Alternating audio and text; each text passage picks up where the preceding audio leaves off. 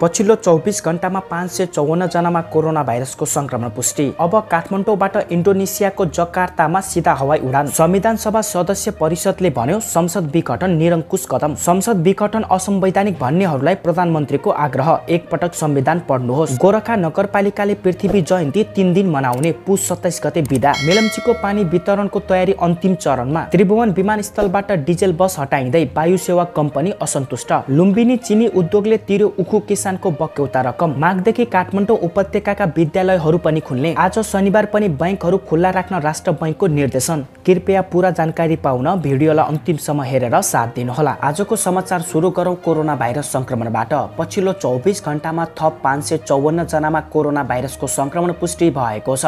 देशभरका प्रयोगशालामा 5269 नमुना परीक्षण गर्दा 188 महिला र 366 पुरुषमा संक्रमण पुष्टि भएको हो। यससँगै कुल संक्रमितको संख्या 2,64,159 पुगेको छ।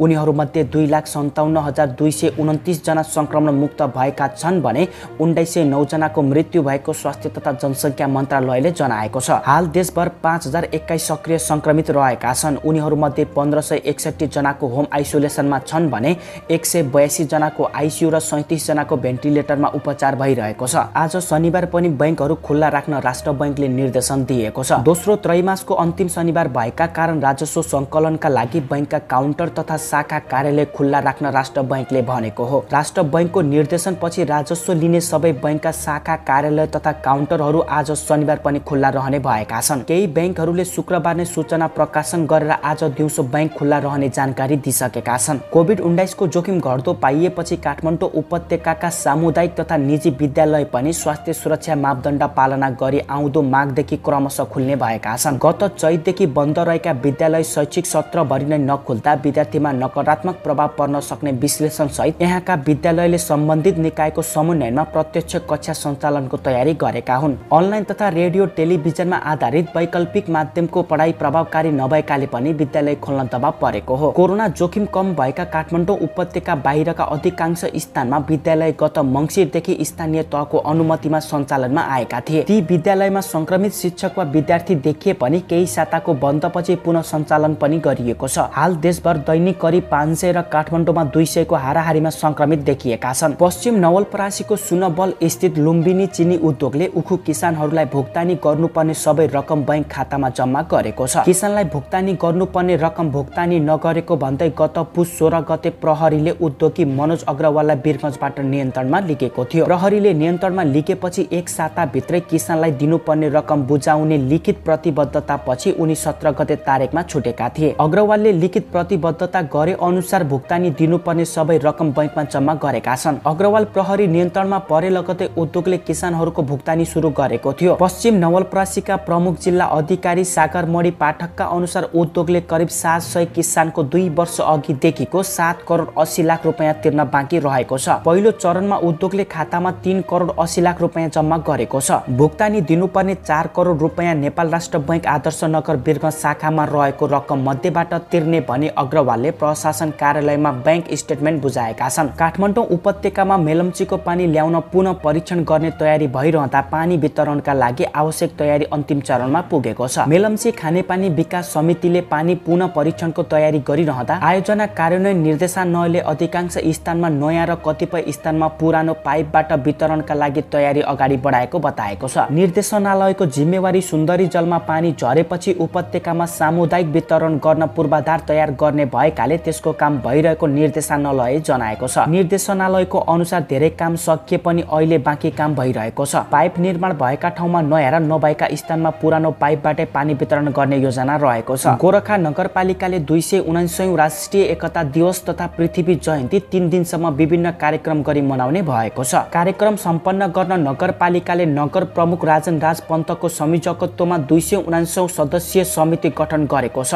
नेपाल एकीकरणका अभियानकर्ता तत्कालीन राजा पृथ्वीनारायण शाहको सम्मान र सम्झनामा नगरपालिकाको अगुवाईमा सरसफाई, खेलकुद, दीप प्रज्वलन लगायतका कार्यक्रम पनि गर्न लागिएको छ। कामचलाउ सरकारका प्रधानमन्त्री केपी शर्मा ओलीले संसद विघटनलाई असंवैधानिक भन्नेहरूलाई संविधान पढ्न आग्रह गरेका छन्। आफ्नो समूहले शुक्रबार धनगढीमा आयोजना गरेको सभालाई सम्बोधन गर्दै नेकपा ओली समूहका अध्यक्ष समेत रहेका ओलीले भनेका छन् प्रतिनिधि सभा विघटन असंवैधानिक छ भनेर हल्ला चलाइरहेका रहेका छन्। म तिनीहरूलाई कोरा राजनीतिक कुरा मात्र नगरेर एकपटक संविधान पढ्न आग्रह गर्न चाहन्छु। मैले देशको समय बर्बाद हुने भयो, देशका लागि काम गर्न दिएनन्। म ताजा जनादेशमा जान चाहन्छु भनेर सिफारिस गरे। उनले अगाडि भनेका छन् 64% को नेता म हो, अर्को विकल्प छैन संसदमा। विकल्प नभएपछि प्रतिनिधि सभा पुनर्स्थापना संवैधानिक व्यवहारिक अन्तर्राष्ट्रिय प्रचलन कुनै हिसाबले हुन्न। कतिपयले केपी ओलीले चुनाव गर्दैन भन्दै हिँडेकोमा उनले भनेका छन् चुनाव वैशाख 17 र 27 गते नै हुन्छ, प्रतिनिधि सभाको चुनाव हुन्छ। चुनावको तयारीमा लाग्न आग्रह गर्दै उनले भनेका छन् खराब तत्त्वहरूलाई गाउँमै ठेगाना लगाउनु पर्छ, माथि गए भने हैरान पार्छन्, यस्ता तत्त्वहरूलाई भोट नदिनुहोस्। त्यसैगरी संविधान सभा सदस्य परिषदले संसद विघटन निरङ्कुश कदम भएको बताएका छन्। संविधानका हस्ताक्षरकर्ताहरूले साझा संगठनका रूपमा गरेको संविधान सभा सदस्य परिषदले शुक्रबार विज्ञप्ति जारी गर्दै संसद विघटन गैर संवैधानिक भएको बताएका छन्। परिषदले मुलुकलाई थप जटिल बन्न नदिन संसद विघटनको कदम खारेज गर्न माग गरेका छन्। यो असंवैधानिक कदम सच्याउन गरिने शान्तिपूर्ण संघर्षमा भाग लिन सबै संविधान सभा सदस्यलाई अपील गर्दछु, विज्ञप्तिमा भनिएको छ।